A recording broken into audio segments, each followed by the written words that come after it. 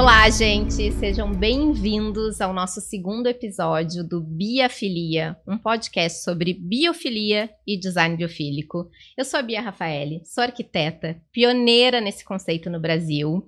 Esse conceito transformador que une arquitetura e natureza, transformando vidas e ambientes. Hoje estamos aqui com uma convidada super especial, Giane Brocco. O nosso primeiro episódio com convidada. Giane é especialista em biomimética, mestre especialista em biomimética. Seja muito bem-vinda a esse episódio, ao Biafilia. Bia, obrigada pelo convite para estar aqui. É uma honra, te admiro demais. Estou muito feliz de poder compartilhar um pouco mais sobre biomimética. E tô animada pra nossa troca, espero que o pessoal curta também. Eu também tô muito animada, é uma honra pra mim te receber aqui como primeira convidada do Biafilia. Explicando pro pessoal, a biomimética faz parte do design biofílico, está dentro do design biofílico, faz parte das experiências indiretas da natureza, e hoje a Giane vai nos trazer um esclarecimento aqui sobre o que é biomimética. Mas antes de tudo, Giane, eu queria que contasse aqui pro pessoal o teu encontro com a biomimética, contar um pouquinho da tua história. Bia, foi orgânico, assim como a natureza, eu gosto de falar. Eu sou engenheira de formação, né? Tenho mestrado em engenharia, trabalhei por muitos anos apenas nessa área da engenharia. E quando eu estava para concluir o meu trabalho, para me formar especificamente em engenharia, eu me peguei numa situação que era como que eu posso impactar o mundo, né, de uma maneira para além, né, da indústria e dos processos em si, que a minha formação é engenharia de produção, no caso. E aí eu entendi que eu queria extrapolar um pouquinho essa parte da tecnologia e olhar para a sustentabilidade e também conectar isso com pessoas. E foi aí que eu descobri a biomimética. Então, a partir dali foi a paixão à primeira vista, e aí fui estudar e aprimorar o meu conhecimento, né? Fui morar nos Estados Unidos, aprofundar sobre o tema, sobre a metodologia, e retornei ao Brasil com o intuito justamente de trazer para cá esse método de inovação. E aí pude, de fato, juntar o que eu tanto queria, né? Tecnologia, inovação, biologia e pessoas. Que maravilhoso. Que ano foi isso? Isso foi em 2012. Eu acho que vai além de um trabalho, né? Um propósito. É exatamente o que eu considero o meu, assim, é unir um propósito de vida, né? De transformação, de compartilhar algo melhor para esse mundo, né? Deixar esse mundo melhor. Pensar nisso, trazendo isso, unindo com o nosso propósito de vida, né? De quem tu é. A gente, quando faz algo que brilha os olhos, né, e entende isso como uma missão de vida também. Então, acho que é um combo, assim, o Ikigai, ele fala bastante, né, sobre profissão, missão, vocação, né, e eu acho, e o que você ama, enfim, né, mas assim, eu acho que esse lugar de vocação, missão e profissão, quando tu consegue encontrar isso num lugar, é muito especial, é muito realizador. É muito gratificante. Eu sempre falo que a gente não é separado daquilo que a gente faz, né? A gente tem que amar, tem que brilhar o olho, tem que ser apaixonado por aquilo que a gente faz. A gente passa mais tempo da nossa vida trabalhando. Eu gosto de dizer, Bia, que não existe separar CNPJ de CPF. É interconectado. E com as redes sociais, aí mais ainda, né? Então, aí já daria pra gente entrar, inclusive, em mais tópicos, de propósito, né? Hoje vamos falar sobre biomimética. Mas é isso, tá tudo conectado. Tudo conectado. Mas o que é biomimética, exatamente? Para os apaixonados por biofilia, vai ser fácil de conectar, né, com o que é. Biomimética surge do grego bios, que é vida, e mimesis, que é imitação, né, uma emulação da vida. Então, a natureza, ela se torna, para, né, quem estuda biomimética, aplica esse conceito, esse método de inovação, a natureza, ela é a modelo, medida e mentora para os projetos. Então, é você olhar para a natureza e tê-la como a tua inspiração, né, o teu benchmark, a tua referência para criar inovação. Dizendo assim, um tweet, biomimética, inovação inspirada pela natureza.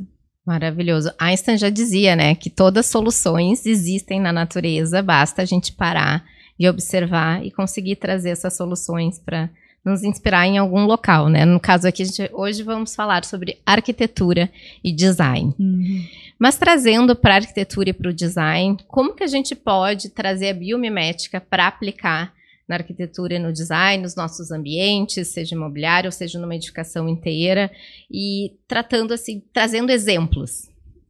Bia, tem muitos exemplos nessa área. Maravilha. Eu acho até que é uma das áreas hoje com mais referências, né, de soluções biomiméticas, especialmente as que a gente já vê aplicadas na prática mesmo, né? Então a gente vê desde edifícios inteiros pensados com a inspiração na natureza, até os materiais que dão origens a esses edifícios, por exemplo, o cimento, o tijolo, o revestimento, o vidro. Então todas essas etapas que constituem, né, uma solução arquitetônica, de engenharia civil, enfim, vão poder vir dessa inspiração biomimética e daí ser complementado com a inspiração biofílica, né? Então isso que é bacana, realmente uma coisa está conectada com a outra. Acho que um exemplo super legal de trazer é o Museu do Amanhã, do Rio de Janeiro, né? Ele tem a inspiração dele do Calatrava, que é, né, um arquiteto espanhol. Então ele se inspira nas bromélias para pensar nessa circulação de ar, nesse uso da água reuso da água de forma adequada. Além das asas, né, para dar toda essa questão do movimento e de inserir de uma forma adequada esse design no ambiente no qual ele vai pertencer. Então é bem como a natureza funciona, né, encaixar forma na função. A gente vê o Frank Wright, né, também trazendo a inspiração de prédios onde toda a estrutura para resistir a intempéries vem das árvores e dos galhos. Então, é legal depois para quem quiser pesquisar, ver as imagens que aí a gente consegue, né, visualizar como que fica essa inspiração. Nós temos o Eastgate, que é um dos primeiros exemplos de construções biomiméticas, que fica no Zimbábue, que não usa ar-condicionado devido às tubulações de ar que imitam cupinzeiros, né? Então essas são algumas das edificações. A gente tem os estádios, né, das Olimpíadas, então, de Beijing, né, que também foram inspirados, entre várias outras que a gente poderia citar. Temos os vidros que são inspirados pelas teias de aranha para que não tenham colisões com os pássaros, né, que é da Ornilux, que é uma empresa alemã. Então são vidros hoje que evitam a colisão de pássaros em arranha-céus, e para nós humanos esses vidros continuam sendo transparentes, mas para os pássaros se parecem com teias de aranhas, então eles não colidem. Que demais isso. Isso seria necessário em tudo, né? Em tudo. Então assim, é legal, poderia ficar falando vários exemplos, depois a gente pode voltar, vai me conduzindo, tá, Bia? Porque senão a gente fica aqui sem fim, né, falando os exemplos. Mas eu achei maravilhoso. Esse inspirado nos cupinzeiros que os cupins, para quem não sabe, eles têm uma casa perfeita, onde tem iluminação, ventilação natural ideal. Então, a gente pode se inspirar muito nessas soluções da natureza para trazer isso para as nossas edificações. Acho que a gente poderia trazer mais ainda, de forma mais intensificada, essa inspiração. 100%. A natureza, ela já tem a solução, né? Ela já pensou nisso primeiro. Então, é muito legal esse complemento que tu trouxeste, Bia, até a gente vai falando, né, de forma mais automática, mas é isso, para o pessoal compreender exatamente isso. A gente olha para a natureza e entende, né, como que uma construção fica a 50 graus, né, no deserto, e como é que os cupinzeiros não morrem, os cupins não morrem queimados, né, exato, dentro do cupinzeiro, não fica super abafado, super quente. E aí eles descobriram que é por causa da tubulação de ar, por exemplo, né? Os formigueiros, a mesma coisa. Então, aí os engenheiros olharam para essa solução e traduziram para a construção. E para isso, e é dessa forma que a gente aprende biomimética, olhando para a natureza, questionando, fazendo a pergunta certa e replicando isso numa solução industrial, arquitetônica, de design. para pessoas. Exato. São infinitas as oportunidades. Até tem aquela história do como surgiu o velcro, que é através da biomimética. Eu não sei se tu quer contar, Gi. Sim. Acho que é um dos primeiros exemplos que a gente vê, né? Assim, a biomimética em si, a biomimética, não a biomimética, né? O olhar para a natureza como inspiração é algo que os nossos ancestrais já faziam, né? Então a gente vê as antigas civilizações super conectadas com essas questões da natureza, Da Vinci, né? Gaudí. Então são gênios biomiméticos, mas ainda não tinha um nome, né? Sim. E a partir de um certo momento, então, entra, né, a Janine Benyus e ela coloca esse nome, né? Que ano que foi isso? Foi a partir de 97, 93, que é quando ela começa a falar e lançar o livro, e aí começa a ter o nome, né? O Otto também é um pesquisador que ele já falava de biônica, de biomimética, mas o termo passa a se popularizar a partir do livro da Janine Benyus, né? É muito novo. A biofilia em si surge em 1964, 20 anos depois só que ela é difundida, 1974, e o design biofílico surge em 2005. Então, ainda são conceitos super novos. E o que é interessante da gente observar, tanto na biofilia quanto na biomimética, é que, ainda que fosse algo que é inerente da natureza humana, né? Olhar e aprender com os organismos naturais, a gente começa a sentir a necessidade de ter um direcionamento de como aplicar isso de maneira adequada. Exato. E isso que é legal da gente começar a entender os conceitos, de fato, como biofilia e biomimética, né? Não é só um desejo de replicar necessariamente uma forma da natureza, mas é aprender com a natureza e tornar isso palpável dentro de um projeto de uma maneira eficaz, estratégica, inteligente. Então, é diferente, né?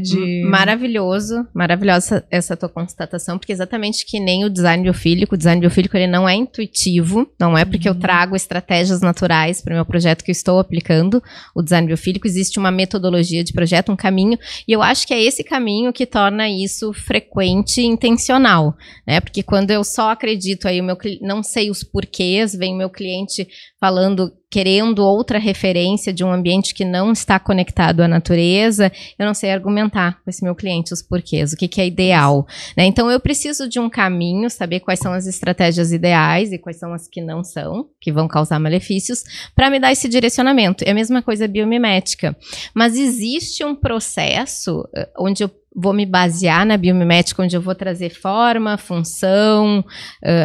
Existem formas de trazer biomimética? Sim, Bia. A gente tem na biomimética o Biomimicry Thinking, que é a metodologia, né, de inovação da biomimética. Ela que é o ponto de partida quando estamos criando uma solução biomimética. E ela tem ferramentas que complementam essa aplicação. Então, nós temos os princípios da vida, que são 26 princípios, e temos os elementos essenciais da biomimética, além da taxonomia biomimética, que é a mandala que nos ajuda a fazer as perguntas certas para a natureza. Porque, por exemplo, eu posso perguntar para a natureza como ela cria uma garrafa d'água. Não, ela não cria garrafas d'água, né? Ela não cria um copo, mas eu quero inovar num copo, numa garrafa. Então a natureza não tem resposta para tudo, né? Tem resposta para tudo. Só que eu tenho que fazer a pergunta certa para ela. E a pergunta certa é: qual é a função que eu quero emular? Nesse caso, eu quero armazenar água. Então, se eu perguntar para a natureza como a natureza armazena água, eu encontro os organismos que me trazem as soluções inspiradas na natureza para eu traduzir a linguagem biológica para essa solução que eu estou buscando. Então, basicamente, essa é a virada de chave. E essas ferramentas, né, do método nos ajudam para que isso aconteça. Hoje, na Amazul, nós temos metodologias autorais, né, que são exclusivas da Amazul, foram desenvolvidas, enfim, eu falo, quando a gente está há 10 anos no mercado, a gente vai aprimorando as ferramentas daquilo que a gente faz. Então, hoje a gente já conta com mais metodologias, mas são metodologias autorais, assim, mas de forma geral, para quem está nos escutando conseguir entender, esse é o início básico para desenvolver um projeto biomimético. Perfeito, mas conta um pouquinho o que é a Amazul e quando surgiu. A Amazul é a minha empresa, né, de consultoria, treinamentos Perfeito. e mentoria em biomimética. A gente está no mercado há 10 anos já. A Amazul surgiu com essa demanda de um CNPJ assim que eu voltei dos Estados Unidos. Eu comecei fundando o Biomimicry Brasil, que hoje é um hub que conecta, né, outros especialistas na área da biomimética no Brasil. Então, inclusive, se vocês entrarem no site do Biomimicry Institute, né, que é o órgão americano que certifica como especialista, né, em biomimética, você vai ver lá o Biomimicry Brasil. Mas o Biomimicry Brasil é um hub, né? Ele não é um CNPJ, então como é que eu vou fazer os projetos e tudo mais? E aí surge a Amazul, então, oficialmente, né? Para poder dar voz e dar corpo aos conceitos e práticas da biomimética. Que legal. Então, hoje a gente atende diversos tipos de clientes na área da biomimética, da inovação sustentável, consciente, né? E vai criando aí novas oportunidades para ajudar as empresas a se tornarem mais inovadoras e mais sustentáveis a partir desse conceito. E para arquitetura e design também. Também. Maravilha. Inclusive, tem muitas oportunidades. Que legal, que legal. Também para quem tiver interesse, né, de conhecer mais. Não, maravilhoso. E voltando um pouquinho sobre a aplicação prática, assim, a gente falou muito sobre edificações, mas trazendo para o design. Como que a gente pode aplicar? Eu sei que tem empresas aí, carpetes, utilizando a biomimética, tanto para trazer essa padronização de elementos da natureza, texturas da natureza, mas também para o carpete não precisar, as placas não terem uma ordem para serem colocadas, né? Nesse sentido, porque se tu for ver a natureza, ela tem uma harmonia, mas não tem uma ordem, assim, muitas vezes, né? Certinho, aquela simetria do que o arquiteto adora. Então, trazer mais essa desconstrução, assim como é na natureza, e que também vai trazer essa, eu sempre falo, uma complexidade organizada, que é uma outra estratégia do design biofílico. Perfeita colocação, Bia. Eu uso termos próximos a esses. Eu digo que nada é perfeito na natureza, mas tudo é muito harmônico. Exato. Né? Porque não existe perfeição. A perfeição é uma ilusão de poder e controle que nós, seres humanos, resolvemos inventar, né? Então, algo que é muito belo, nós tendemos a dizer que é perfeito. Na verdade, é muito harmônico. E que tá num padrão da nossa cabeça, né? Às vezes a gente tem que quebrar paradigmas, porque é perfeito, do jeito perfeito dela. Que é, exato. Porque existe essa harmonia. Então, quando a interface cria, né, o carpete modular, ela traz justamente essa visão do harmônico na natureza e da forma na função a partir de não necessitar de colas tóxicas e tudo mais, né, para aplicar esse carpete, além da combinação dele ser algo fácil de você retirar uma parte e colocar de novo, e quando tu olha, continua harmônico no ambiente, né, então caso suje muito alguma parte e tal, não precisa retirar tudo e gerar lixo, você troca só uma parte, porque é modular. Então, foi super inovador essa criação da interface, tanto na estampa quanto na forma de encaixar, de produzir o material, também é sustentável. Mas, para além disso, toda a indústria da interface hoje, ela corresponde também a processos limpos, que a gente chama, né? Então, há um processo fechado dentro da indústria mesmo, de forma geral, né? Então, a água, ela vai ser tratada, não vai gerar poluição para o meio ambiente e assim por diante. Então, toda a fábrica também é pensada de uma maneira consciente. Em sustentabilidade, pensar na natureza. Não, no fim, a gente não contou a história do velcro, né? A gente entrou... Meu Deus! A gente voltou, entrou na biomimética, nos modelos, mas só para o pessoal conhecer, porque eu acho muito interessante como que ele percebeu isso, né? O velcro, ele surge um pesquisador, né? Ele estava caminhando, assim, fazendo uma trilha, e ele viu que as plantinhas grudavam. Ali começa a história, mas aí eles chegam num desafio, né, que eles precisavam fechar uma roupa, enfim, que houvesse uma boa aderência, mas sem usar nada que fosse metálico, enfim, nada, não gerar mais lixo também nesse sentido. E aí ele lembra das plantinhas que grudaram, né, quando ele estava fazendo a trilha, enfim, e aí eles replicam na nanoestrutura, né, desse material esse ganchinho igual o da plantinha, esse carrapicho, enfim. E aí eles criam um velcro a partir disso, assim, de forma bem simplificada. A história é mais ou menos essa. Se quiser complementar ela... O que eu sei é que ele também percebeu isso no cachorro, no pelo do cachorro dele. E aí tirou e ele viu, nossa, isso gruda. E aí ele teve a ideia de trazer isso para criar o velcro, né? E utilizar isso nas roupas. Isso. É muito legal de ver que muitas das inovações biomiméticas, muitas delas, vêm dessa observação atenta da natureza. Que é justamente isso. Você parar e olhar e falar, nossa, mas olha como que isso acontece. Exato. Então, quantas vezes a gente se depara, né, com a natureza e a gente take it for granted, né? Se a gente olha e fala, tá, mais uma árvore, mais uma folha. Só que, às vezes, é bom a gente aquietar essa nossa inteligência e voltar a ser um pouco criança curiosa, que é, como que isso acontece? Como será que isso funciona? Por que é assim? Quê? Né? Fazer aqueles porquês assim, incansáveis das crianças. Muitas das inovações biomiméticas vêm desse lugar, do questionamento, da observação atenta, da curiosidade, né? E aí tu consegue encontrar mais soluções, mais inspirações na natureza. É o próprio... trem-bala do Japão, né? Ele é uma super inspiração biomimética e o engenheiro japonês que buscou a inspiração é porque ele é um apaixonado por pássaros, né? Então ele se inspira no bico do martim pescador, que é um pássaro que tem um voo extremamente silencioso e é muito perspicaz, né? Ao capturar a presa, quebrando a barreira do ar, mas sem fazer barulho. Então ele replicou isso na forma do bico do trem para que o trem pudesse ficar no meio da cidade sem causar transtorno para os habitantes da cidade. Então, assim, são várias soluções biomiméticas que vêm desse lugar da observação atenta. E eu acho que para a gente ter essa observação atenta hoje, nesse mundo onde a gente vive no piloto automático, nessa correria, a gente precisa aquietar, que nem tu disse, aquietar nossa mente, né? Silenciar. Eu acho que a meditação é um ótimo caminho. E se conectar mais com a natureza. Para a gente começar a olhar com esse olhar atento, com essa escuta atenta, né, de forma atenta, e fazer essas perguntas, né? Mas como isso funciona? Como que acontece isso na natureza?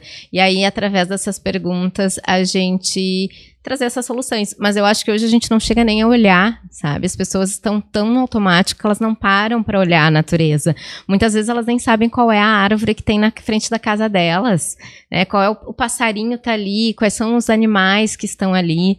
Então eu acho que para a gente parar e observar, a gente precisa sair desse piloto automático, né? Aquietar um pouco. Totalmente. Até quando a gente está, especialmente fazendo o nosso sprint de biomimética, quando a gente busca a solução especificamente, que em 5 dias a gente gera um MVP, das primeiras demandas assim, para os encontros é ninguém usar o celular e evitar o uso de computadores até determinadas fases do projeto, no qual é um pré-requisito. E como as pessoas ficam mais presentes. Total. Né? E aí muda as trocas, e as pessoas, inclusive, de forma geral, todo mundo se surpreende com o quanto conhece da natureza, né? Porque, assim, como a gente entra muito no piloto automático, a gente às vezes nem absorve todas as informações que a gente tem quando a gente está inserido no ambiente, né? A gente tem muito mais uma capacidade cognitiva e de percepção do que a gente imagina. Só que a gente está sempre com o foco no telefone, por exemplo, né? E isso faz com que às vezes a gente perca um pouco da nossa atenção tão necessária para que a gente consiga ver o mundo com outros olhos. E a biomimética, a biofilia é um convite para você ver o mundo que você vê todos os dias, só que trocar as lentes. Exato. Né? Colocar novas lentes. Então, acho que esse convite da atenção, assim como uma escutativa e tudo mais, né? Essa presença, ela é extremamente necessária para encontrar soluções biomiméticas. E faz parte, né? A gente tem 3 elementos essenciais na biomimética, que é o ethos, que é o questionar-se, né? Se o mundo precisa disso que você está fazendo, então é a sua motivação, o seu porquê. O reconectar, que é estar em contato com a natureza, conectar-se com ela, aprender com ela, trazer ela como mentora, e aí o emular, que é o replicar a estratégia, né? Que é o replicar a solução da natureza. Então, aquilo que você aprendeu com ela. Então, reconectar-se faz parte. E aí eu gosto de trazer um outro ponto que é... eu não tenho como aprender com a Bia se eu não me conectar com a Bia, se eu não prestar atenção na Bia, se eu não ouvir a Bia, se eu não estiver presente quando estou com a Bia ou consumindo um conteúdo da Bia. Então, a natureza é igual. Eu só vou aprender com ela a admirá-la e a respeitá-la a partir do momento que eu me conecto, né? Então, para quem gosta de biofilia, gosta de biomimética, ou está conhecendo um conceito ou outro, talvez o primeiro conselho seja esse. Reconecte-se com a natureza, né? Exatamente. E é um retorno às origens, né? É um retorno à nossa essência, o que de fato é essencial para a gente ter saúde. Eu sempre falo saúde integral, que é física, mental, social, emocional, espiritual. E tem, na biofilia, tem um estudo maravilhoso que é a teoria da restauração da atenção. Então, para a gente aumentar a nossa concentração, nosso foco, olhar para a natureza, e isso pode ser, às vezes, cerca de 40 segundos, aumenta o nosso poder de foco e concentração e remedia todos os sintomas do cansaço. Então, olha a importância de a gente ter esse contato com a natureza para aumentar nossa concentração, para a gente ter esse poder de presença, né, de estar atento ao que acontece ao nosso redor. Porque se a gente está focado em outra coisa, sempre ou no futuro, ou no passado, ou nas telas, né, a gente está aqui no celular, tudo está acontecendo ao nosso redor e a gente não está percebendo. Né, a gente vê muito isso. Hoje a gente vai num restaurante, quantas pessoas estão ali e não estão se conectando umas com as outras, não estão vivenciando aquele momento. É a mesma coisa com a biofilia, com a biomimética. A gente precisa estar presente no meio, na natureza, para entender todas essas soluções, essas estratégias, para conseguir aprender com ela, né? E trazer isso para, a gente está falando da arquitetura e design, e melhorar os nossos ambientes aqui. A natureza, ela já tem muitas soluções, né? Eu falo assim, desse olhar mais psicológico, de terapeuta, de design, de arquiteta, de engenheira. Então, a natureza, ela tá bem completinha ali. Tá. Né? Ela tá há 3,8 bilhões de anos evoluindo, criando soluções. E aí a gente chegou faz pouco tempo aqui no planeta. Exatamente. Então, assim, vale a gente falar e pensar, poxa vida, por que será que esses organismos continuam existindo do jeito que existem, né? Como é que eles resistem a determinadas temperaturas? Como é que eles filtram a água? Como é que cria ambientes seguros para resistir a um terremoto? Como é que resiste a intempéries, ventos? Como é que resiste ao fogo? Ou por que queima e não deixa de existir, né? Se reconstrói, se regenera. Então, assim, como é que faz para voar, né? E aguentar determinadas distâncias? Então, assim, olha só quantas perguntas. Só que para a gente fazer essas perguntas, a gente vai ter que olhar para a natureza. A gente vai ter que questionar como que ela faz, a gente vai ter que estar curioso e atento. Né? Então, sim, é muito importante esse olhar. E aumenta a criatividade absurdamente, né? Com Por certeza. Muitos motivos. E como que tu acredita que a gente... Porque eu acho que a biomimética ela pode ser muito mais explorada dentro da arquitetura e do design. Claro, em todos os âmbitos, mas a gente está focando aqui em arquitetura e design. Como tu acredita que isso a gente pode trazer mais a biomimética para os nossos ambientes, edificações? Bia, assim, então, são muitos caminhos possíveis, né? Desde olhar para o ambiente de forma biofílica, que já vai trazer conceitos, né, da biomimética, enfim, acho que uma coisa vai conversando com a outra, mas a gente tem oportunidade, sim, de ser mais disruptivos, de ter coragem de ousar, né, de pensar no projeto do edifício, enfim, de uma maneira que fuja, talvez só da parede verde ou do painel, né, fotovoltaico ali com a energia solar. Todos esses são importantes, mas a gente hoje já tem condições de inovar para além disso, tendo a natureza como inspiração, né, para tudo que a gente veio falando até agora, né, para projeto, para material, pro que for. Eu concordo, e eu acho que é a gente entender que não é porque todo mundo faz e sempre foi feito dessa forma que é o ideal, que é o caminho ideal. E é o que eu falo com o design biofílico também, é inovador, é disruptivo, né? Vem quebrar padrões que a gente vem seguindo. E eu acho que isso serve para tudo, desde fornecedores, arquitetos, a construção, a gente entender e ter essa visão mais crítica. Será que esse é o caminho ideal? E quando eu falo ideal, a gente precisa pensar em saúde, a gente precisa pensar em qualidade de vida do ser humano e da natureza. Nada está separado aqui, nós não estamos separados da natureza. E eu acho que quando a gente começa a pensar dessa forma, porque eu sempre falo, é uma virada de chave. Quando a gente conhece biofilia, design biofílico, biomimética, esses conceitos, a gente muda a nossa forma de pensar. A gente passa a pensar no ser humano e na natureza. Qual é o caminho ideal? Não é esse? Como que a gente pode criar esse caminho ideal? Né? E eu acho que é por aí que está falando esse caminho disruptivo, é essa visão crítica. Não é porque todo mundo faz dessa forma que é o ideal e que eu vou continuar fazendo. E como que eu posso melhorar ainda mais? Tenho alguns caminhos aqui, mas como que eu posso melhorar ainda mais e agregar tudo isso para sempre pensando nessa qualidade de vida? A gente encontrar essa interseção, né? E o Steve Jobs, ele já falava que as grandes inovações do século XXI vão estar na intersecção entre tecnologia e biologia. Então, é algo que é inerente às novas tendências. Mas, para além de uma nova tendência, algo que a gente já vê falando cada vez mais, é uma necessidade de sobrevivência. Então, é preciso que a gente faça diferente algumas coisas, algumas escolhas, né, em relação ao que a gente veio fazendo até então. Então, o que nos trouxe até aqui não necessariamente vai nos levar até esse próximo ponto que a gente deseja, né?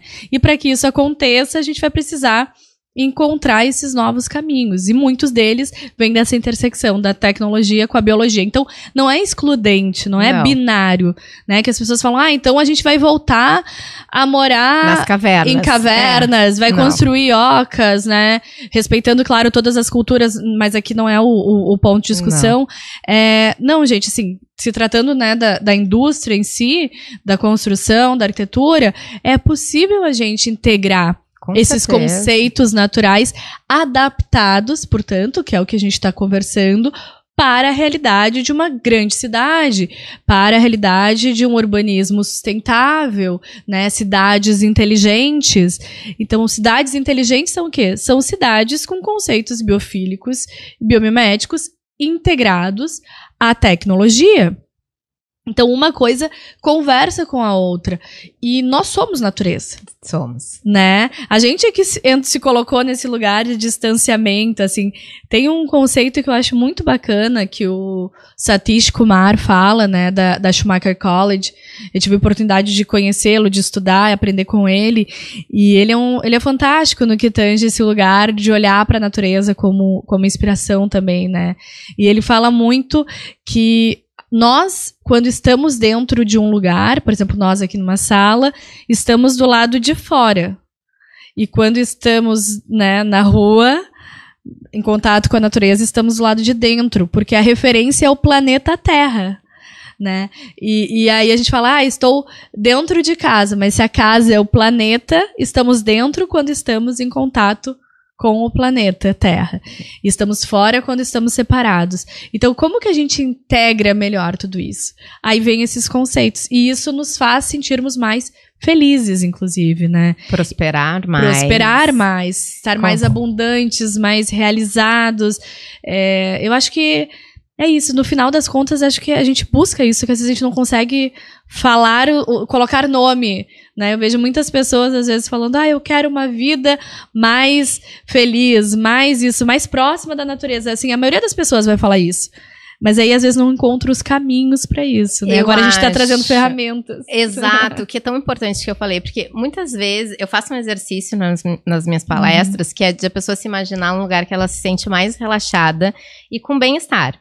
E ela vai para a natureza. A maioria, seja uma praia, um campo, a serra. E por que isso acontece? Porque isso é inato de todo ser humano. Então, a gente busca essa conexão, mas a gente não sabe o caminho.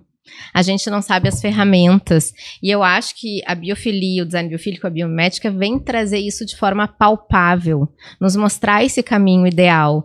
Eu sempre falo, nós somos natureza. Então, quanto mais conscientes nós formos sobre o nosso processo de evolução, de como que o ser humano foi criado aqui nesse planeta, mais nós poderemos criar habitats saudáveis para nós mesmos, que são os nossos ambientes construídos. Porque a ideia não é voltar para a natureza, a ideia é trazer essa natureza, essa experiência da natureza e esse ambiente de riqueza de informação, que é o nosso ambiente de origem, que a gente tem uma relação de interdependência, para o nosso novo habitat, que são esses ambientes construídos. Eu acho que esse é o caminho.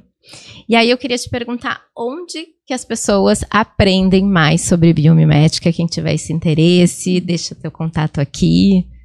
Biomimética, hoje nós temos, ainda bem, né, mais literatura, então muitas delas ainda em inglês, né, mas hoje a gente já tem mais disponibilidade de informação em livros, então para quem gosta, joga Biomimicry, Biomimética, vai encontrar. O próprio Google hoje está com bastante artigos, alguns dos quais inclusive eu participo, né, escrevendo ou dando entrevistas, então legal. Tem também disponível. Nós temos hoje o canal do YouTube da Amazul, que tem bastante vídeos, né, trazendo mais sobre a aplicação da biomimética em diferentes setores. São vídeos bem didáticos e aborda a biomimética de uma maneira bem fácil. Assim, eu falo biomimética para leigos, de forma geral. Mas é bom porque aproxima, né, porque o nome às vezes parece complexo, difícil, e no final das contas, quando tu começa a entender, tu vê que, tem um caminho que é um pouco mais complexo, mas é relativamente fácil, assim, não é aquele bicho de 7 cabeças, assim, pra começar a trazer pra perto. Tem o Instagram da Amazul, que tem bastante informações também, e na Amazul nós damos, né, cursos de biomimética, cursos de introdução à biomimética, de Biomimicry Thinking, que é a metodologia, e nós temos a mentoria também, né, especialmente de bioliderança, onde a gente associa soft skills com os conceitos dos princípios da vida. Então, assim, entre vários outros treinamentos e oportunidades que a gente traz para que as pessoas possam entender e aplicar mais o tema na sua realidade. Então, é bem co-construído conforme a demanda de cada um. Mas hoje, basicamente, eu acho que os principais canais seriam realmente esses. Eu tinha um curso online, agora ele tá um pouco off, mas vamos ver, 2025 tá aí, e acho que dá pra gente retomar aí com um curso novo de online de biomimética. Vou me inspirar na Bia. Com certeza, dou o maior apoio. Mas é isso, assim, hoje, para encontrar biomimética ainda não tem tantos locais, mas também eu sempre me coloco à disposição, eu e o time da Amazul, para direcionar, então fiquem à vontade para mandar e-mail, mandar mensagens. O @ da Amazul é @amazul, amazu.bio, B-I-O. E o meu é @Giane Broco. Então, também nos dois vocês encontram informações. Tem o site da Amazul, que é o www.amazul.bio. E, no mais, se jogar biomimética no Google, no ChatGPT, também vai encontrar bastante informação. Mas, por favor, filtrem, tá? Sempre. Porque, às vezes, a gente vê umas informações um pouco distorcidas. Mas, para isso que a gente vai... Sempre falo, né? Busquem os especialistas, assim, para poder validar algumas informações.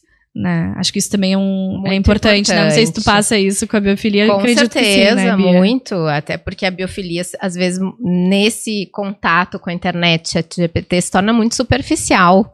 E aí a pessoa acha que é só trazer umas plantas pro ambiente. Não, né? Vai muito além do que isso. É tipo biomimética. A pessoa acha, mas eu olhei aqui, então a gente replica igual. Eu falo, imagina se os aviões, o Airbus, por exemplo, que é inspirado, né, nas águias e pinguins e vários outros elementos naturais para ter as soluções. Imagina se os caras fizessem o que o Da Vinci, que ele já olhava para os pássaros para fazer uma máquina de voar, né, Bia? Mas ele não vai criar, literalmente... Todas as vezes que ele tentou criar um avião que era literalmente um pássaro, não funcionou. Mas a Airbus foi lá, olhou pro ângulo da asa da águia, olhou pro biofilme, né, do corpo do pinguim, que faz com que ele não congele, e aplicou isso no biofilme nas janelas. Então o avião não congela e tem uma boa sustentação no ar. Então, basicamente, isso é biomimética, né? Um olhar mais de engenharia, mais profundo para o que a natureza faz, né? E por isso que se complementa tão bem com o que a biofilia faz também. Mas é isso, gente. É mais complexo, às vezes, do que só olhar e replicar. Assim, precisa estudar. Precisa estudar. Né? Essa é a questão. Por isso que a gente precisa tá aqui, de conhecimento, né, é isso, para compartilhar conhecimento, né? E compartilhar esses conhecimentos maravilhosos que são necessários e super importantes aí para nossa vida como ser humano aqui nesse planeta Terra. E aí eu queria que tu deixasse uma mensagem aqui final para todo mundo sobre biomimética, sobre o que tu gostaria de compartilhar aqui.